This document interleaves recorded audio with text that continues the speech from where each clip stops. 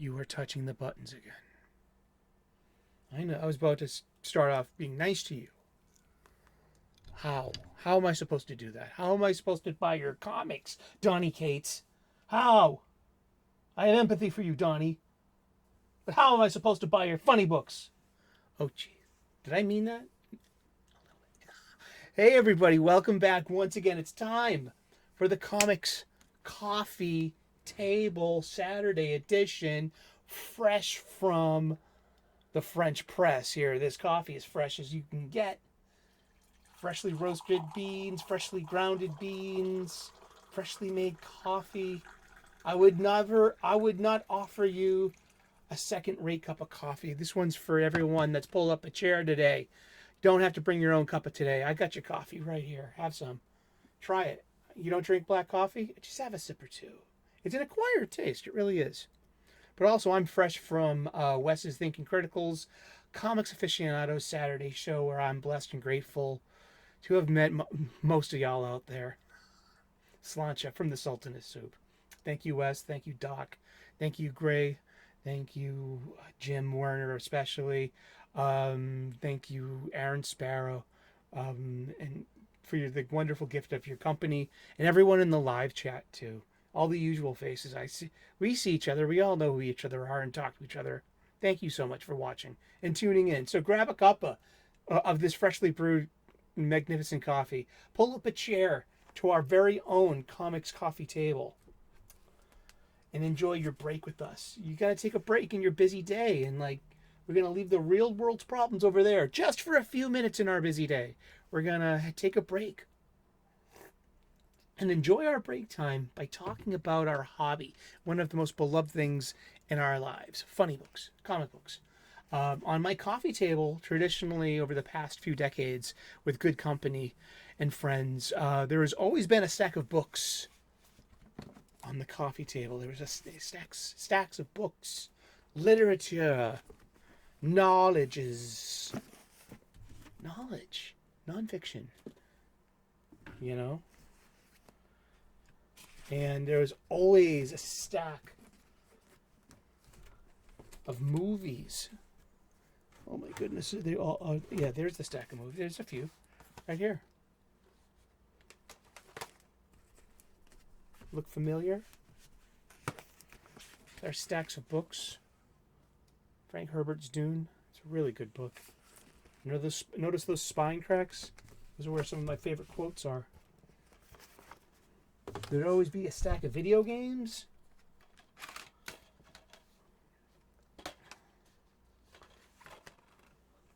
Those are 3 generations of PlayStation games. A stack of music. There would always be a stack of comic books too that we're trying to get each other there, that we are always trying to get each other to read. Yeah, such as these are literally from the age of my childhood. Because if I said if these were literally from my childhood, the presumption would be that these are the actual magazines I paid for in pocket change off the spinner rack in 1984. Actually, 1983. In 1984. Yeah, I'm 11 years old. These were the comic books that I bought. This was the first Jason Todd. We're going to get to these during the show because that's what we're talking about today here on the Comics Coffee Table. Everyone, if you're a constant viewer, if you know what's going on, I just had surgery on this past Tuesday, a hernia. And I'm just home, recuperating and healing and not trying to overdo it. And that means the shows as well. I'm also doing a 31 Days of Halloween. This is my second annual series on that. It's about doing a horror movie a day. I'm dropping those at 6 p.m. U.S. Eastern. So put on those notifications and tune into that as well. Be part of that conversation. I'm a little antsy-pantsy. Well, I'm trying to keep my thighs in some kind of motion to promote blood circulation, but not straining anything and overdoing it. Especially lifting weights over 10 pounds. So I can't access my long or short boxes today. I have doctor's orders, literally. And Pika, my executive producer, I had to, hey, I got a doctor's note. I showed him my doctor's note. I don't even have to read his show notes today. I'm not reading your show notes today. How do you like that? Well, it's shocking, huh? That's a pun for a pika. So we're going to do things the old-fashioned way. If you remember last year, the show revolved around a very special book to me. This is the Golden Age of DC Comics 365 Days. It's written and curated by Les Daniels and Chip Kidd with photographs by Jeff Spear. This is a 2004 Anchor publication. There's a link to its Amazon page in the description, but also maybe you can find a copy at your local comic book shop. If you did, I wouldn't pass this up. It's less than $30. It's hardcover. They're not actually comic books. They're just photographs of parts of comic books, whether they're the cover or the interior art. There's today's date. There's a blurb of something to read, and then there's conversation. And that's how the show started. I also brought a big ass bottle of water. A bottle of water. This show is pre-recorded before a live studio audience of my stuffed animals. There's the Canadian bear, the studio audience. There is the drinker. He is the cameraman, lighting and boom mic operator. And then there is Pika, the executive producer who writes all the show notes. I am just the talent. I read what he writes, except for today. I'm going from the gut. Yeah, that's a hernia. That's some hernia surgery humor. Because I can't lift a box. So we're going to do it old school. We're going to do what we did last year. We're going to open this book to today's date. We're going to look at some comic book art of an antediluvian age. We're going to read the blurb, and then, you guessed it, we're going to talk about comic books, and we're going to talk about comic books every day for the rest of the year. So let's get to it. What is today? Today is Saturday, October the 7th. We usually don't date the show that much because I like it if like you don't have, it doesn't, beyond the new releases and Wednesday's menu. I mean, hopefully the show has a bit more of an evergreen accessibility that you can watch it any time of day, and you could probably watch any given weekday and hopefully feel part of some comic book shop style conversation. So that's like the goal of this show. And you know, we have a temper. We can get outragey here and there, and sometimes we do, and it's good. That means your feelings are working. But it's what you do with that anger is what counts the most. It's like what I like to say. It's okay to fight with friends, but what you do afterwards, that's what matters most. It really does. So let's go to it. It's October the 7th. We've got Batman and Robin and the Boy Commandos. What a team up! Yeah, we're mashing up teams. Indeed. Crossovers in which one character showed up in another story were fairly rare in the early days of DC. Heroes ordinarily met only when they became members of clubs such as the Justice Society or the Seven Soldiers of Victory. The exception came on covers, especially when they were used for promotional purposes. Here, a promising new feature is given prominent placement on a cover. But Batman is also on hand to keep his fans happy. What's even more unusual is that the Boy Commandos are drawn by their original creators, Simon and Kirby, Joe Simon and Jack the King Kirby, while the dynamic duo is depicted by two of their top artists, Fred Ray and Jerry Robinson. The Kid Commandos were a hit and even got their own comic book. From this point on, Batman no longer shared the cover spot with them again.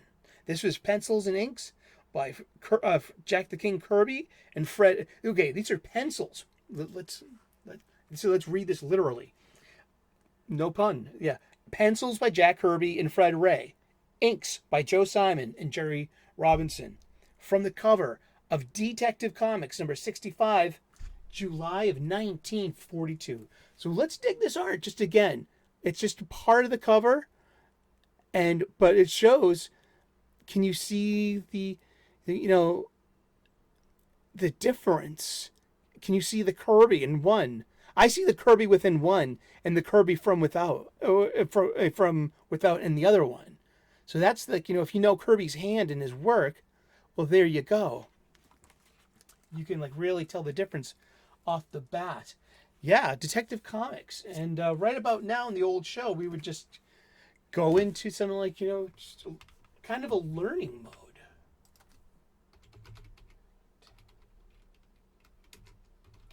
Detective Comics. Because on this show, we like to read from wikis. Let's read from the wiki. Detective Comics is an American comic book series published by Detective Comics, later shortened to DC Comics. The first volume published from 1937 to 1937 to 2011, and then later continued in 2016.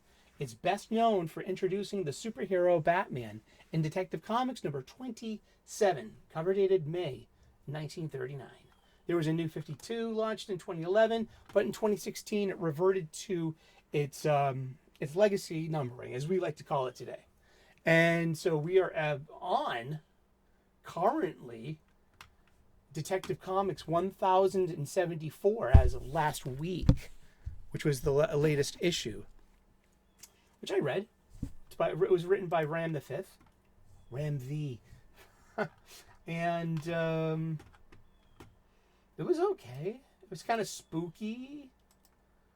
Apparently Detective Montoya is the new commissioner of Batman of Gotham City Police Force.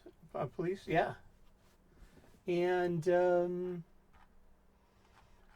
pencils by Dustin Nguyen. Yeah. So it's pretty good. There's a backup feature, and there are two backup features, and it's okay. Yeah, I've read it for free in my pirate treasure chest from this week. Actually, it's from last week. And I got to it this week because it's just Detective Comics. I even read Batman Brave and the Bold, it leads off with a Tom King story, but we know how I feel about Tom King. But there was actually the black and white standalone at the end. That was okay. That was really good. And but yeah, Detective Comics. These are two Detective Comics in sequence as well. This is Tech 535. This is Tech 536. This I got in the back issue bin. This I got in a Bronze Age grab bag, along with it. This had this 1978 issue along with it. It's a Superboy and the Legion. Because we're a comic book show, we look stuff up. I can't say something like, well, this could be. No, let's look it up. Superboy and the Legion, number 208, April. It's from 1975. It's way too young to associate this. And it's giant too. So it was 50 cents and the 25. I believe comics were about 25 cents. I can look that up too because there was a median price calc. This is the median price covers. This is median cover price by year from Comicron, and I find this to be an excellent resource. Because in 1975, the average from 1974 to 1976. Ooh, actually, because this separates it by press. So those are Marvel comics. Okay, so in 1975, the cover price went from 20 cents to 25 cents and went up to 30 cents in 1976. It went up a nickel. Yeah, interesting. They start the 1970s off in 1970 at 15 cents.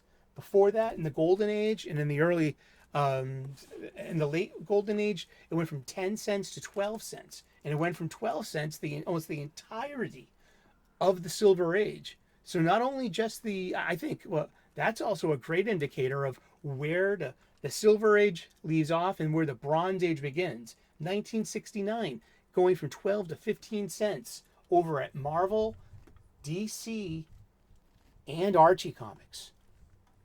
Isn't that interesting? I find comic book cover price to be very interesting, especially in the here and now. So yeah, so that was just the sole year of 1975 that we had a 25-cent cover price on all DC Comics, and the Giants went for double that because they're nice and thick.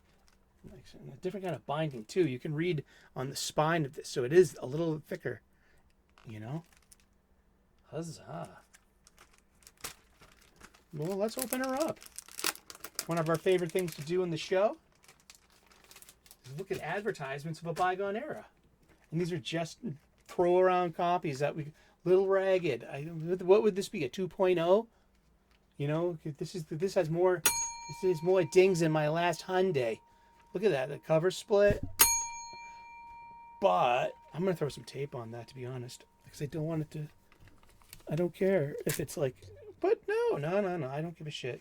This is for me to read. This is for me to enjoy. I really don't want it to be. I don't want it to disintegrate. I want to preserve this spine, and the more it cracks and falls like that, it's gonna rip, and you won't be able to read what's on the spine of this comic book. So I'm gonna preserve that with a little bit of Scotch tape. I've never really done this to a comic book before. I don't know if this is proper husbandry to a funny book, but what I really want is to preserve this as a reader copy that I can enjoy at any time, just like right now, like what we're doing. So I'm going to put just a little bit of Scotch tape. I carry a roll of Scotch tape, and I got refills, got them off the online supply chain. It's good for when you're banging and boarding. You know, so do you have a roll of tape on your desk? And yeah, do you have a red stapler? I don't have a stapler now. Put that on the list. Maybe get a red stapler. I don't have a stapler. Indeed, but yeah, here we go. These have actually we've looked at this comic book before, so this isn't a big deal. And there are some Silver Age reprints at the back of this. And look at this. You're gonna get a spanking. And also on the side here, it has it. Doesn't this tell? So where does this tell that it's from? Lana's Detection Kit.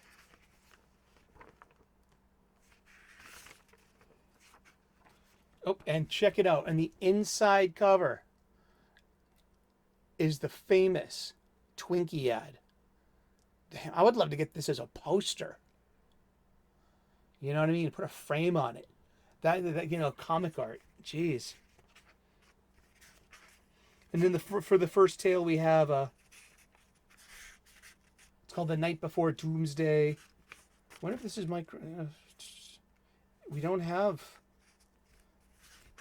I wonder if this is Mike Grell, because this is around his time. Should be able to tell I should be able to tell from the art style. But look at that face. Look at that's pop art. Look at those. Let's look at these two sequential panels for a second here. Is that Mon-El? Yeah, it's his friend Mon-El from Daxamite. They're kind of like cousins. You know, Kryptonians. You know, settled on Daxam a few hundred to thousands of years before these two have met, and they're kind of like Vulcans and Romulans in a way from the Star Trek universe. You know, Romulans are emotional Vulcans who, you know, left Vulcan to be happier on their own world. To be emotional and warlike. Wasn't that the conceit? I'll have to ask some Star Trek friends. I'm pretty good on my Star Trek. I'm pretty good on my Star Trek. If you can see my background. 'Tis the season. That's a fuck it bucket. It's filled with candy.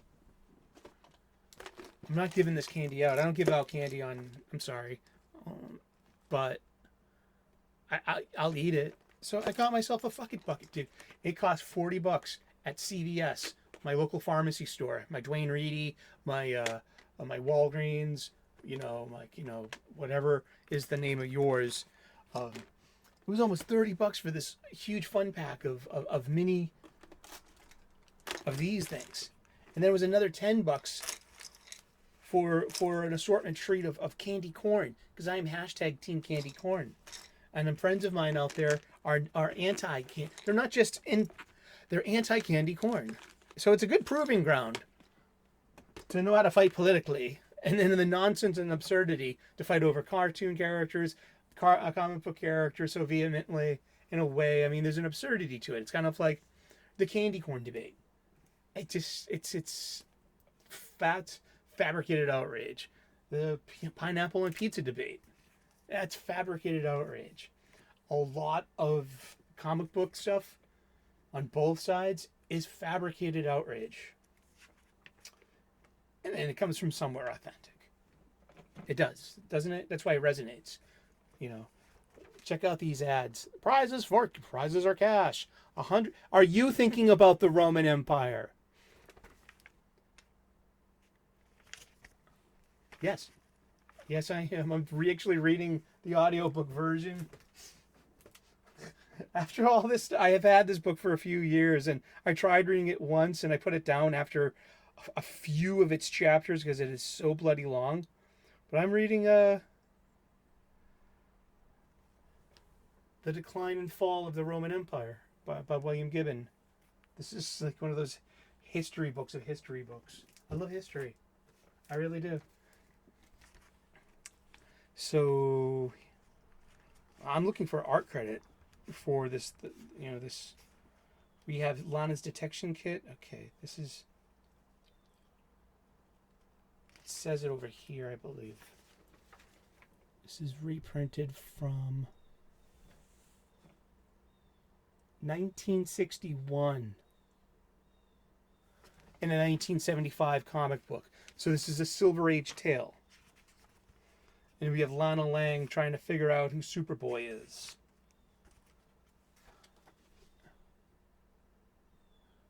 Just reprinted content to bump up the giant. And we can charge double for this. You too can learn karate. You're dynamite.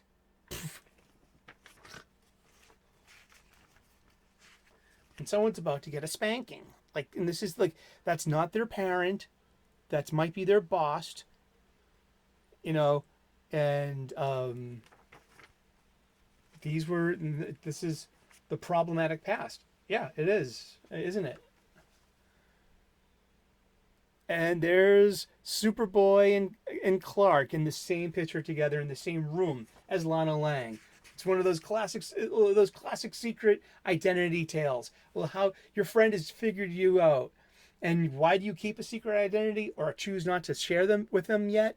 Because you're trying to protect them, and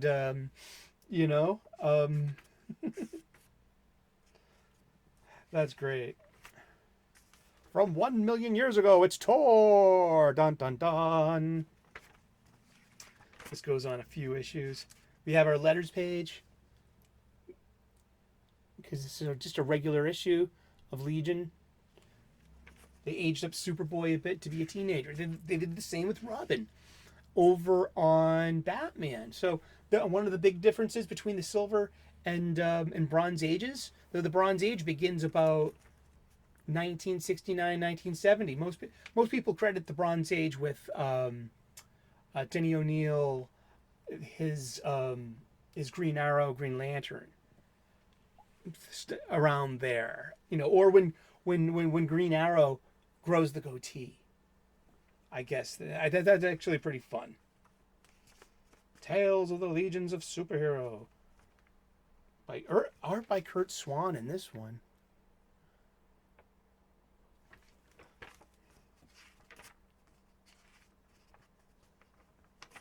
Wonder if this one's a reprint too. It looks like it's in a. It's so Silver Agey. Look at Lightning Lad. Look at that. And who are they meeting? Starboy. Oh wow, that's Calamity King, and I bring bad luck.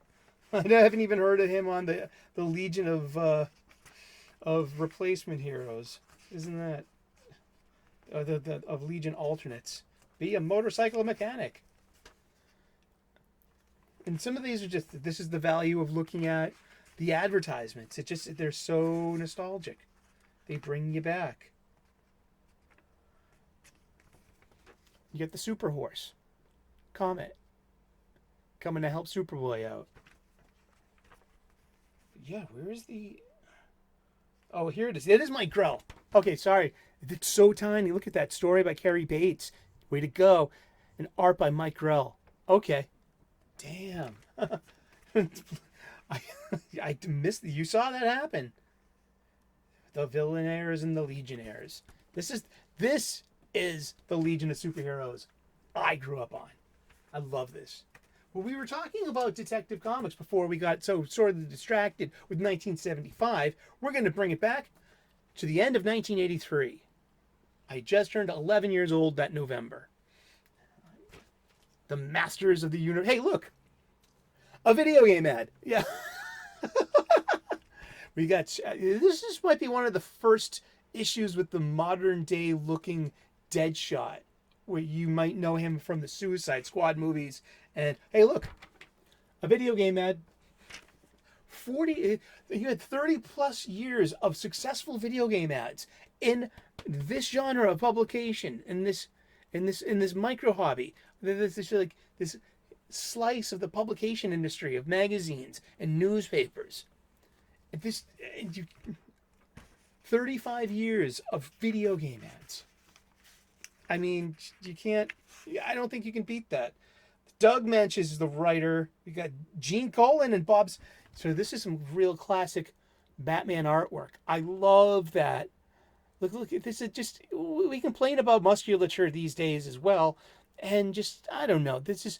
I'm not going to say that. I'm going to say this is super heroic. I mean, this is a lot like Rob Liefeld to me in a way. You know, some exaggerated musculature. It's okay. You know? But, you know, I dig the panels. I dig the pacing. Isn't that cool? Instead of video game ads, we got board games based on video games. Isn't that cool? Now, video games were new at this time. Coin-operated video games in the arcade. And then if you were lucky enough to have a home system, such as the Atari 2600, a Commodore, VIC-20 as a home computer that was like really early back then. You also had Intellivision and ColecoVision, and there's probably even more home systems that I'm ignorant of. I see them every day on Twitter. One of my Twitter friends for a few years now, Dicky, Retro Dicky, he, loves posting late 20th century tech. And especially those home computers and systems from the early 80s when this was just became available. And it's really interesting to see how far we've come. Like the 66 years between Kitty Hawk and Apollo, was it 11? So which Apollo was the first moon landing? I should know this. It's not Apollo 8, is it? First moon landing. NASA.gov. The Apollo 11, yeah. Okay, and that's why people would call me for Jeopardy questions back in the late 20th century. But look, it's a fishing rod. Around Christmas, too. So this is, it's got a March 1984 cover price, but we know that's when you take the comic book off the shelves. That's when it stops being a new release, technically. That's when you have to rip off a part of the cover to prove that you destroyed it in order to get credit back on your next round. This is the returnability that you've heard of. That sort of barely and rarely afforded in the direct market to your local comic book shop owners. Mood. I like that. And this is where, when I say I love traditional pencils and pens, and cross hatchings, we don't have any Ben Day dots in here. We do have Ben Day dots. And if we look closely, I might be, I think that's the Ben Day dot coloring aspect. I don't think that's a Zipatone filter.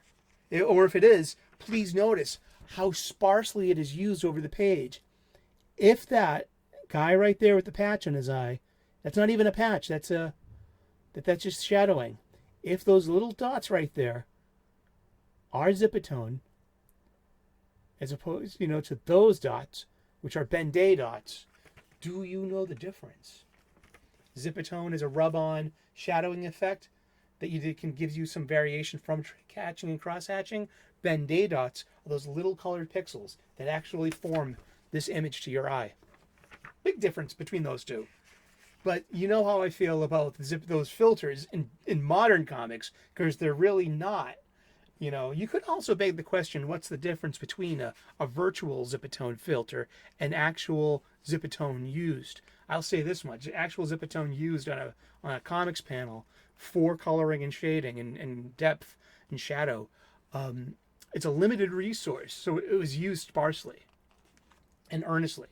And nowadays it's just, you know, some filter that, hey, this looks retro, or hey, this is how a comic book should look. It works in some places. It didn't for there was like a recent comic, and it's a DC comic, and it was in an event comic. It was Night Terror's Harley Quinn #2, and it was set in some kind of golden age, or even silver age, but at a time, you know, the Ben Day dots were exaggerated for effect, but it was supposed to look retro, and it totally worked within story and universe too. And I thought, like, here's a really good use of this. So it's not that not that I'm decrying it, like completely. You know, it's got its use and it's got its base and it's got its place. But does it have to be on every page? Can your art be cleaner, please? Look, a video game ad. Remember, this is a 1983, and what system is this for? ColecoVision. You should see in television hockey, those old hockey games or the baseball games, you know, of these days gone by. And thank you so much for tuning in today and spending your break with us. We've just been appreciating old comics, talking about comic books, talking about art. Oh, like I think the last time we opened this up, I mentioned this. I love these 2 pages. I mean, what do they got to do with anything besides move the story along? But it's moody. These are like camera setups. These are camera setups. I find I like these 2 pages. And then, you know, here's the next page of sequential panels, of sequential art. And then Batman saves the day with some pugilism. Hey, wow. An actual shark's tooth pendant. A lasting gift for only $9.99. Mail Garo Sharko, Ormond Beach, Florida, today. This is not an actual advertisement. I'm reading stuff. But and look, a Green Arrow backup tale. See, Green Arrow couldn't at that time have his own title. I mean, he played well with Green Lantern for a few years, but having a backup in Detective Comics, I mean, that's pretty big. People are buying Batman stories, and you get, you know, yeah, you might have it might be shorter, but it's just, you know, you're still getting all that exposure. I mean, Detective Comics is always sold. And here's the editor's page from Dick Giordano.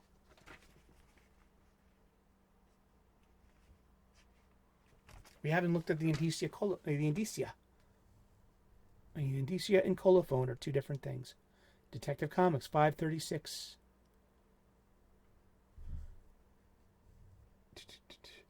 $666 Fifth Ave, New York, New York.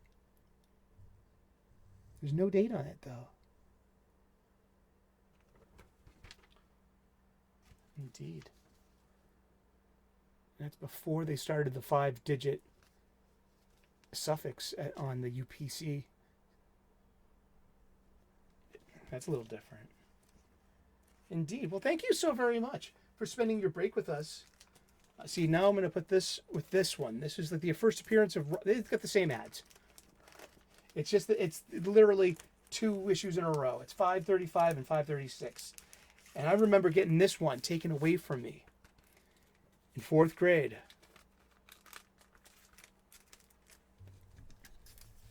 And that's why I got a new copy. I paid $18 for it. So that's fine. But little did I know back then, at 11 years old, 11 years old, that this would be the first appearance of Jason Todd as Robin in uniform and in action in Detective Comics. He had premiered a few weeks before in Batman. and as Robin, in his Robin costume, being the other half of the dynamic duo. What a great time to be a comic books fan and a Robin fan. The new Robin unleashed at last. See, he wasn't crazy then. He was a kid. He was a ripoff of Dick Grayson. He came from a trapeze family in the circus. It was only after the Crisis on Infinite Earths that Jason Todd's character and the character of his character were intrinsically changed. He was completely retconned and rebooted. Those are the words we use now. And Jason Todd his introduction to Batman was he was stealing tires off the Batmobile in Crime Alley, and this was in Frank Miller's. Batman.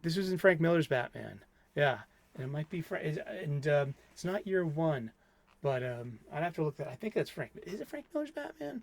I have to look that one up. So let's look that up real quick, and then wrap up the show. First, Jason Todd. Debuted in Batman 357 and made his and made his first full appearance in Detective 525, April of 1930. I think this one. They misspelled that. This is 525. I think that might be my spelling, because there's no way that he, no. I think yeah. Let's see. Yeah, in the original origin, he was a circus acrobat and a redhead, and he dyed his hair black to look like Dick Grayson. Yeah, and let me see the Jason Todd post-crisis. Post-crisis. Which crisis? Because he had some. Because post-Infinite Crisis, he was alive again. Here it is, Batman. 570. No. New origin was Batman 408.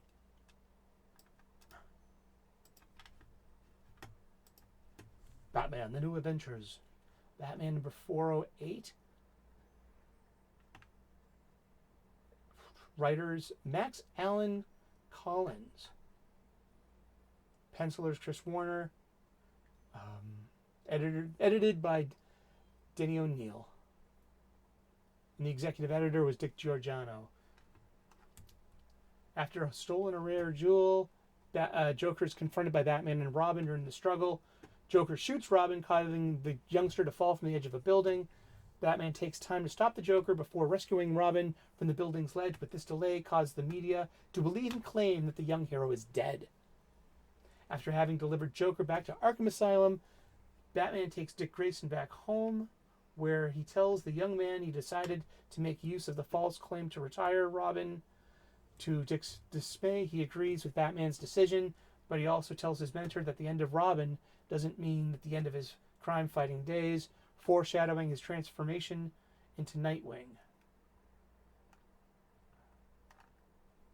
On the anniversary of Batman's death some weeks later, he makes his annual visit to Crime Alley to pay his respects. Much to his surprise, the alley is remarkably quiet. Batman prepares to return home when he discovers that someone has stolen the tires off of the Batmobile. Soon, Batman discovers that the young kid responsible is named Jason Todd, who lives alone in a derelict building nearby. After retrieving his property, Batman is persuaded not to hand Todd over to the police. He brings him to Fay Gunn's School for Boys, but that's a post-crisis retcon. Yeah. Oh, geez, we went from what? But yeah, I mean,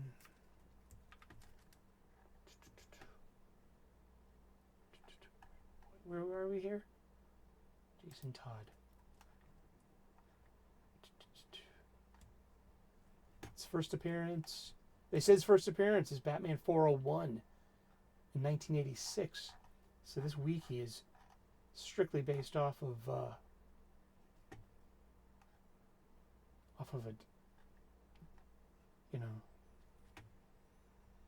yeah, because it goes right to his new origin. Willis Todd, who was working for Joker, I believe, or was he was a gangster. He didn't work for Two-Face.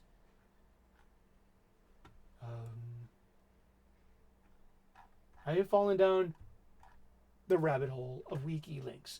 I need to stop this. He's just a petty criminal, Willis Todd.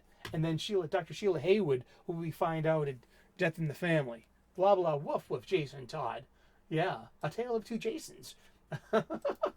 And talking about Batman, talking about comic books. Thank you so very much. It's Saturday, so enjoy your day. Thanks for talking about comic books and making the Comics Coffee Table part of your day. If you've come over from Wes's Thinking Criticals, Comics Aficionados, you can get a t-shirt just like this. Just visit his website. You'll see the shop's link right there on his YouTube page. That's where I got mine. And I'm not only a client, I'm also one of the panel members occasionally. It's my pleasure, and I'm so blessed that he invites me on week after week over the past year and a half. And thank you. And well, let's just wrap it up. God bless, namaste, good luck, and we will see you again tomorrow in those funny pages. It's New Release Sundays reviews. And we got one or two to talk about. We'll see you tomorrow. And tune in at 6 o'clock tonight for the 31 Days of Halloween. We're doing a horror movie every day this month in October, leading up to Halloween. I love horror movies, and if you do too, let's spend some time together. All right, we'll see you. Bye-bye.